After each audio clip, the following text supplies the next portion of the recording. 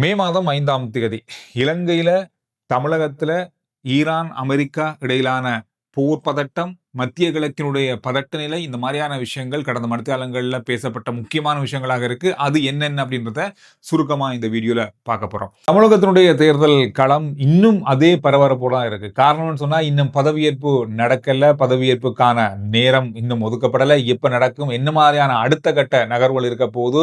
இப்பொழுது தமிழக வெற்றிக் கழகம் 108 தொகுதிகளோடு இருக்காங்க. அவங்களுக்கு 118 இடங்கள் தேவை பெரும்பான்மையோடு ஆட்சி அமைப்பதற்கு. இதற்கு சார்பான கட்சிகள், ஆதரவு வழங்க போற கட்சிகள் யாரு? என்னென்ன மாதிரியான பேச்சுவார்த்தைகள் நடக்க போகுது? அப்படின்ற பெரிய கேள்விக்கு மத்தியில இன்றைய நாள்ல விஜய் தமிழக வெற்றிக் கழகத்துடைய தலைவர் தங்களுடைய வெற்றியாளர்களை சந்திக்கிறதுக்கான ஒரு ஏற்பாடு நடந்திருப்பதை அங்கு அவர் இன்று சென்று அடுத்த கட்ட நடவடிக்கைகள் பற்றி கலந்து ஆலோசிக்கப்பட இருப்பதாக சொல்லப்பட்டிருக்கு. இதுக்கிடையில ஆளுநருக்கு தமிழக வெற்றிக் கழக தலைவர் விஜய் அவர்கள் ஒரு இமெயிலை அனுப்பி வைத்திருப்பதாக சொல்றாங்க. இந்த இமெயில்ல தங்களுடைய கட்சி பெரும்பான்மை பெற்றிருக்கிறது, எங்களை ஆட்சி அமைப்பதற்கு அழைக்க கோரி இந்த இமெயில் அனுப்பப்பட்டிருப்பதாக சொல்லப்படுது. இதுல குறிப்பிடப்பட்ட இன்னொரு முக்கியமான விஷயம், பெரும்பான்மையை தாங்கள் ஓரிரு வாரங்களுக்குள்ள நிரூபிப்போம் அப்படின்ற தகவலையும் அவங்க அதுல குறிப்பிட்டிருப்பதாக சொல்லப்பட்டிருக்கு. இந்திய ஊடகங்கள் இதை செய்தியாக வெளியிட்டிருக்காங்க. இதோடு மட்டுமில்லாம இன்றைய நாள்ல கூட்டணி கட்சிகளோடும்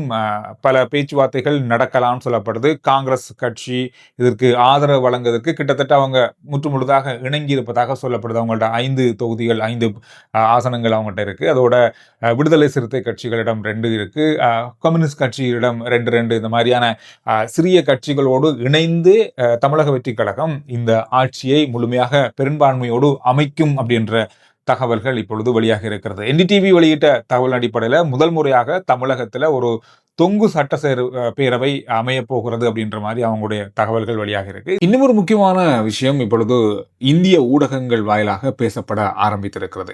இப்ப அமைய போற இந்த புதிய அரசாங்கத்துக்கான ஆதரவை அரசாங்கம், அதாவது பிஜேபியினுடைய பங்களிப்போடு ஒரு ஆட்சி அமையக்கூடிய, ஒரு கூட்ட ஆட்சி அமையக்கூடிய ஒரு சந்தர்ப்பம் உருவாகிறதுக்கான வாய்ப்புகளை இப்பொழுது ஆரம்பித்திருப்பதாக சொல்லப்படுது. நேற்றைய நாள்ல இந்திய பிரதமர் நரேந்திர மோடி அவர்கள் தன்னுடைய எக்ஸ் தளத்துல ஒரு மிகப்பெரிய அளவான ஒரு வாழ்த்தை தெரிவித்திருந்தார். வெற்றி பெற்ற தமிழக வெற்றிக் கழக தலைவருக்கு வாழ்த்துக்கள், ஆட்சி அமைப்பதற்கான அல்லது ஆட்சிக்கான அத்தனை உதவிகளையும் அரசாங்கம் செய்யும் அப்படின்ற மாதிரியான தகவலை வெளியிட்டு அந்த வாழ்த்தினை அவர் வெளியிட்டிருந்தார். இதுக்கு பிறகு பலதரப்பட்ட விஷயங்கள் இதுல பேசப்பட்டிருக்கு. பல முக்கிய தலைவர்கள் இதுக்கான வாழ்த்துக்களை சொல்லியிருக்காங்க.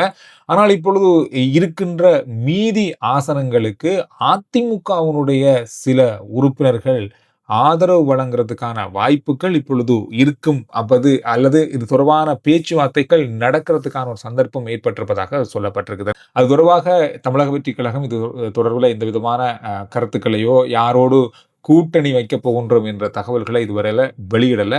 இன்னொரு முக்கியமான விஷயம், சீமான், நாம் தமிழர் கட்சியினுடைய சீமான் 234 தொகுதிகளிலையும் தோல்வி அடைந்து தன்னுடைய தேசிய கட்சி என்ற அந்தஸ்தையும் இந்த முறை அந்த கட்சி இழந்திருப்பதாக சொல்றாங்க. இப்பொழுது தமிழக வெற்றிக் கழகத்தினுடைய தலைவர் விஜய் அவர்களுக்கு முதலமைச்சருக்கு வழங்கப்படுகின்ற அத்தனை பாதுகாப்பையும் காவல்துறை வழங்கியிருப்பதாக தமிழகத்திலிருந்து வருகின்ற செய்திகள் குறிப்பிட்டிருக்கு. எனவே இன்னும் இந்த பரபரப்பு அடங்கலன்னு சொல்லலாம், அந்த அளவுக்கு இருக்கு. பதவியேற்கும் வரைக்கும் இந்த பரபரப்பு தொடர்ச்சியாக இருக்கும். நேற்றைய நாள்ல ஈரானுடைய ஏவுகணைகள் ஐக்கிய அரபு அமீரகத்தை தாக்கியிருக்கிறது. கிட்டத்தட்ட 19 ஏவுகணை கொண்டு தாக்குதல் நடத்தியதாக, இதை எல்லாத்தையும் நாங்க தடுத்திருக்கிறோம்.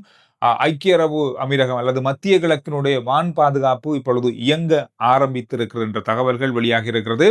ஐக்கிய அரபு அமீரகம் மீது நடத்தப்பட்ட இந்த ட்ரோன் ஏவுகணை ஆளில்லா விமான தாக்குதல்கள்ல ஒரு எண்ணெய் தொழிற்சாலை பாரிய அளவான சேதங்களுக்கும் தீப்பற்றலுக்கும் உள்ளாகி இருக்கிறது. இதனால 2 பேர் காயமடைந்திருக்காங்க. இந்தியாவை சேர்ந்த 2 தொழிலாளர்கள் காயமடைந்ததாக ஐக்கிய அரபு அமீரகம் உத்தியோகபூர்வமாக அறிவித்திருக்காங்க. இதுல துபாய் விமான சேவைகள் தாமதப்படுத்தப்பட்டிருப்பதாக சொல்லப்பட்டிருக்கிறது. கடந்த 2 நாளைக்கு முதல்ல தான் மத்திய கிழக்கினுடைய விமான சேவைகள் முழுவதுமே கிட்டத்தட்ட 99% மீள ஆரம்பிக்கப்பட்டது பிப்ரவரி 28க்கு பிறகு.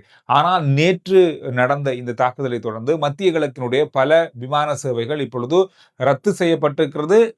பல விமான சேவைகள், விமான போக்குவரத்துகள் தாமதப்படுத்தப்பட்டிருப்பதாக சொல்லப்பட்டிருக்கு. இதன் காரணமாக இப்பொழுது மத்திய கிழக்கு ஒரு பதட்டமான நிலையை அடைந்திருப்பதாக சொல்லப்படுது.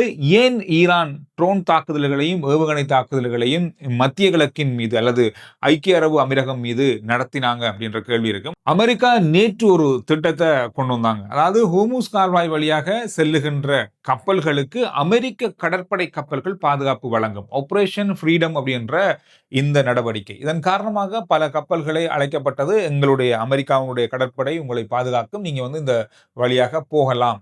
ஈரானுடைய அச்சுறுத்தலையும் தாண்டி இந்த நடவடிக்கையை அமெரிக்கா தன்னிச்சையாக எடுக்கிறோம் என்று உத்தியோகபூர்வமா அறிவிச்சாங்க. அந்த அடிப்படையில நேற்று பல கப்பல்கள் அங்கு செல்ல முயற்சி செய்த போது ஈரானிய ராணுவம் ஏவுகணை கொண்டு தாக்குதல்களை கப்பல்கள் மீது நடத்தியதாக சொல்லப்படுது. இதுக்கு பிறகு அமெரிக்க கப்பல்கள் அதை எதிர்த்து தாக்குதல் நடத்தியதாகவும் அதுல 7 ஈரானிய கப்பல்கள் சிறிய ரக படகுகள் தாக்கப்பட்டதாக அமெரிக்கா உத்தியோகபூர்வமா அறிவிச்சாங்க. அது மட்டும் இல்லாம அமெரிக்காவுடைய கப்பல் மீதும் 2 தடவை ஏவுகணை தாக்குதல்களை ஈரான் நடத்தியதாகவும் சொல்லியிருந்தாங்க. இந்த மாதிரி மாறி மாறி தாக்குதல்கள் நேற்றைய நாள்ல நடைபெற்றிருக்கிறது. இதுக்கிடையில ஈரான் இன்னும் ஒரு முக்கியமான விஷயத்தை சொல்லியிருக்காங்க. அமெரிக்கா 7 படகுகளை தாக்கி அழித்ததாக சொன்னாங்க. இது எல்லாமே ஈரானிய ராணுவத்தினுடைய கப்பல் அல்ல. இது பொது மக்களுடைய பயணங்களுக்கான கப்பல்கள். அது மட்டும் இல்லாமல் பொருட்களை ஏற்றி சென்ற கப்பல்கள். இதனால 5 பேர் உயிரிழந்திருக்காங்க. இது ஈரானிய ராணுவ கப்பல் அல்ல அப்படின்றதையும் அவங்க சொல்லியிருந்தாங்க. ஆனா அதுக்கு பதிலாக அமெரிக்கா என்ன சொல்றாங்கன்னா, நாங்க தாக்கியது ஹெலிகாப்டர் மூலம் போய் தாக்கியது. அண்மையில எல்லாத்தையும் நாங்க ஆராய்ந்து தான் தாக்கியிருந்தோம். இது ஈரானிய ராணுவத்தினுடைய படகுகளை தான் நாங்க தாக்கினோம் அப்படின்ற மாதிரி அவங்க சொல்றாங்க. இந்த மாதிரி ஒரு பதட்டமான சூழ்நிலை இப்பொழுது ஹோர்முஸ் கால்வாய் வழியில் ஏற்பட்டிருப்பதால இதை பதில் தாக்குதல்களை நடத்துவதற்காக ஈரான் ராணுவம் இப்பொழுது ஐக்கிய அரபு அமீரகம் மீது தாக்குதல் நடத்தியிருக்கிறது. இந்த யுத்த நிறுத்தம் அமுல்ல இருக்கிற இந்த காலகட்டத்துக்குள்ள இந்த தாக்குதல் நடத்தப்பட்டது என்பது யுத்த நிறுத்தம் இருக்கா இல்லையா என்ற ஒரு கேள்வியை இப்ப ஏற்படுத்தியிருக்கிறது. ஈரான் போரை மீண்டும் ஆரம்பித்திருப்பதை காணக்கூடியதாக இருப்பதாக சர்வதேச ஊடகங்கள் இப்பொழுது செய்தி வெளியிட ஆரம்பித்திருக்காங்க. ஏற்கனவே 2-3 நாளைக்கு முதல்ல சொல்லப்பட்டது இந்த பேச்சுவார்த்தை அப்படின்றது பெரிய அளவான ஒரு இணக்கப்பாட்டுக்குள்ள வர்றதாக இல்லை. இதனால ஈரான் தாக்குதல்களை முதல் தடவையாக அவங்களே இந்த முறை ஆரம்பிப்பாங்க. அமெரிக்கா ஆரம்பிக்காது, இஸ்ரேல் ஆரம்பிக்காது, இந்த முறை ஈரான் தான் ஆரம்பிப்பாங்க அப்படின்னு மாதிரி தான் சொல்லப்பட்டது. காரணம் அந்த அளவு அழுத்தத்தை இப்பொழுது அமெரிக்கா கொடுக்க ஆரம்பித்திருக்காங்க ஈரானுக்கு. ஏற்கனவே கடற்படை படை தலை அந்த ஹாபர்களுக்குள்ள போற கப்பல்களை தடுத்திருக்காங்க. இதுல கிட்டத்தட்ட 50க்கும் அதிகமான கப்பல்களை தடுத்திருப்பதாக அமெரிக்கா உத்தியோகபூர்வமா அறிவிச்சிருக்காங்க. கடந்த கிட்டத்தட்ட 1 மாத காலமா இந்த சம்பவம் நடந்து கொண்டிருக்கு. இதுக்கிடையில ஹோர்முஸ் கால்வாய் தான் இப்ப மிக மிக முக்கியமான ஒரு பிடிமானமா ஈரான்ட்ட இருக்கு. இதையும் சுதந்திரமா கொண்டு செல்வதற்கான பாதுகாப்பு, கப்பல்களை கொண்டு போறதுக்கான பாதுகாப்பை அமெரிக்கா வழங்கும் போது இப்பொழுது ஈரான் தன்னிச்சையாக தனித்து விடப்பட்ட ஒரு நிலையை அடைந்து வருவதால ஈரான் இப்பொழுது அந்த விடயத்துல எதிர்ப்பை தெரிவித்து அங்கு செல்கின்ற கப்பல்களுக்கு தாக்குதல் நடத்த ஆரம்பித்திருக்காங்க. நேற்று கொரியாவுடைய கப்பல் ஒன்றுக்கும் சவுத் கொரியாவுடைய கப்பல் ஒன்றுக்கும் தாக்குதல் நடத்தப்பட்டிருக்கிறது. இதனைத் தொடர்ந்து அமெரிக்க ஜனாதிபதி ஃபாக்ஸ் நியூஸுக்கு ஒரு பேட்டி அளிச்சிருந்தாரு. இதுல அவர் சொன்ன விஷயம் என்னன்னு சொன்னா, ஈரான் இனி அமெரிக்காவுடைய போர்க்கப்பல்களையோ அல்லது எண்ணெய் கப்பல்களோ அல்லது வர்த்தக கப்பல்கள் மீது தாக்குதல் நடத்துமாக இருந்தால் ஈரான் உலக வரைபடத்திலிருந்து காணாமல் போகும். இந்த மாதிரி ஒரு எச்சரிக்கையை நேற்றைய நாள்ல விடுத்திருந்தார். அது மட்டும் இல்லாம சவுத் கொரியாவும் இந்த ஆபரேஷன் ஃப்ரீடம்ல இணைந்து கொள்ள வேண்டியிருக்கும். ஏன்னா நேற்று அவங்களுடைய கப்பல்கள் மீது தாக்குதல் நடத்தப்பட்டிருக்கிறது. எனவே ஹோர்முஸ் கால்வாய் வழியாக பயணம் செய்ய போகிற இந்த ஆபரேஷன் ஃப்ரீடம் அப்படின்ற இந்த திட்டத்திற்கு பல நாடுகள் ஒத்துழைப்பு வழங்க வேண்டும் என்ற கோரிக்கையை அமெரிக்க ஜனாதிபதி முன்வைத்திருக்காரு. இதுக்கிடையில சீனாவுக்கான விஜயத்தை அமெரிக்க ஜனாதிபதி அடுத்த கிழமை மேற்கொள்ள போறாரு. இந்த பயணமானது ஒரு பெரிய அழுத்தத்தை அவருக்கு கொடுக்கும்னு சொல்லப்படுது அமெரிக்க ஜனாதிபதிக்கு. காரணம், சீனா தொடர்ந்து இந்த ஹோர்முஸ் கால்வாயை திறப்பதற்கு அமெரிக்கா நடவடிக்கை எடுக்க வேண்டும், பேச்சுவார்த்தை மூலம் இதற்கு தீர்வுக்கு கொண்டு வர வேண்டும் என்ற அழுத்தத்தை அமெரிக்காவுக்கு கொடுத்து வராங்க. இந்த அடிப்படையில் இந்த பயணமானது முழுமையாக இந்த ஒரு பேச்சாக இருக்கக்கூடிய வாய்ப்பு இருப்பதால இப்பொழுது மத்திய கிழக்கில் ஒரு பதட்டமும் ஏற்பட்டிருப்பதன் காரணமாக இந்த பயணம் நடக்குமா இல்லையா என்ற ஒரு பெரிய கேள்வி இப்பொழுது எழுந்திருப்பதாக சொல்லப்படுது. களுத்துறையில மகள் கொலை செய்யப்பட்டிருக்காங்க ஒரு தந்தையால். காரணம் என்னன்னு சொன்னா, நீண்ட கால நில பிரச்சனை காரணமாக ஏற்பட்ட தகராறால ஒரு பெரிய கம்பியால தாக்கப்பட்டு அவங்க காயமடைந்து வைத்தியசாலையில் அனுமதிக்கப்பட்ட போது அவங்க சிகிச்சை பலனின்றி உயிரிழந்திருக்காங்க. 63 வயதுடைய தந்தை 35 வயதுடைய மகளை தாக்கிய சம்பவம் களுத்துறை பகுதியில் நேற்று இடம்பெற்றிருக்கிறது. கோப்பாய் பகுதியில் ஒரு மோட்டார் சைக்கிள் விபத்து நேற்று இடம்பெற்றிருக்கிறது. கட்டுப்பாட்டை இழந்த அதிவேகமாக சென்ற மோட்டார் சைக்கிள் கட்டுப்பாட்டை இழந்திருக்கிறது. இதன் காரணமாக மோட்டார் சைக்கிளில் பயணித்த 2 இளைஞர்கள் உயிரிழந்திருக்காங்க.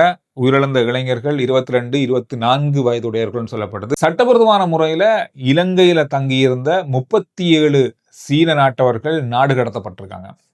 குடிவரவு குடியகழ்வு திணைக்களத்தினுடைய விசாரணைகள்ல இவங்க விசா இல்லாம சட்டவிரோதமான முறையில இலங்கையில நீண்ட நாட்கள் தங்கியிருந்ததன் காரணமாக கைது செய்யப்பட்டு இவங்க நேரடியாக சீனாவுக்கு நாடு கடத்தப்பட்டுள்ளதாக சொல்லப்பட்டிருக்கு. இதுல இன்னும் ஒரு முக்கியமான விஷயத்த போலீசார் ஒரு எச்சரிக்கையா மக்களுக்கு விடுத்திருக்காங்க. இப்பொழுது வாட்ஸ்அப் மூலமாக மிகப்பெரிய அளவான மோசடிகள் இடம்பெற்று வருகிறது. இதுல சிக்கிக்கொள்ள வேணாம். உங்களுக்கு தெரிந்தவர்கள் பேஸ்புக்ல நண்பர்களாகி வாட்ஸ்அப் மூலமாக வீடியோ கால் மூலமாக உங்களுடைய தரவுகளை பெற்று வங்கி கணக்குகள் இந்த மாதிரி பல மோசடிகள் நடக்குது. தெரியாதவங்க யாரோடையும் வீடியோ காலோ அல்லது வருகின்ற லிங்க் அல்லது ஓடிபி இலக்கங்களை மற்றவர்களுக்கு பகிர்ந்து கொள்வதை தவிர்த்து கொள்ளுங்க. இது ஒரு பெரிய அளவா இருக்கின்ற ஒரு மோசடியாக இப்ப இந்த வாட்ஸ்அப் மூலமான மோசடியாக நடந்து வருவதாக போலீசார் எச்சரிக்கை விடுத்திருக்காங்க. தித்வா புயல் முடிஞ்சு அது தொடர்பான நிவாரணங்கள் இப்பொழுது கொடுக்கப்பட்டு கொண்டிருக்கு. சில இடங்கள்ல முழுமையாக கொடுக்கப்பட்டு முடிந்தது, இன்னும் கொடுக்கப்படவும் இருக்கு. இந்த அடிப்படையில மீமுறை கிராமத்துக்கு இன்னும் பேருந்து சேவை அல்லது பொது போக்குவரத்து ஆரம்பிக்கப்படலை. காரணம், அங்கு மிகப்பெரிய அளவான பாதிப்புகள் ஏற்பட்டிருந்தது. இன்னும் அங்கு பொது போக்குவரத்து இல்லாத நிலையில 400 குடும்பங்கள் அங்க இருக்காங்க. நாங்க ஒரு தடவை அங்க போயிருந்தோம். 400 குடும்பங்கள் அங்க இருக்காங்க. தங்களுடைய சொந்த போக்குவரத்தின் மூலமாக கூட போக முடியாத நிலை, அந்த அளவு பாதைகள் பாதிக்கப்பட்டிருப்பதாக சொல்லப்பட்டிருக்கு. இந்த செய்தியும் இன்றைய நாள்ல பார்க்கக்கூடியதாக இருக்கு. இன்று பாராளுமன்றம் காலை 9 மணிக்கு கூடுது. இதுல ஒரு முக்கியமான நிகழ்வு, ஜனாதிபதி அனுரகுமார திசாநாயக்க அவர்கள் இன்றைய நாள்ல உரையாற்றுவார் அப்படின்னு சொல்லி எதிர்பார்க்கப்படுது. கடந்த நாட்கள்ல ஏற்பட்டிருந்த இந்த பணம் மோசடி தொடர்பான விசாரணைகளுடைய முக்கிய முன்னேற்றம் தொடர்பான விளக்கம் அல்லது அவருடைய சில கருத்துக்கள் இந்த உரையில இருக்கும் அப்படின்னு சொல்லி எதிர்பார்க்கப்படுது. இந்த விஷயங்கள் தான் கடந்த மணித்தேரங்களில் பார்க்கப்பட்ட மிக முக்கியமான செய்தியுடைய சுருக்கம். ஆர்ஜே சந்துரு ரிப்போர்ட் வாட்ஸ்அப்னுடைய லிங்க் முதல் கமெண்ட்ஸ் டிஸ்கிரிப்ஷனும் இருக்கு. ஃபாலோ பண்ணி வைங்க. சுருக்கமான விரைவான செய்திகளை நீங்க அதில் அறிந்து கொள்ளலாம்.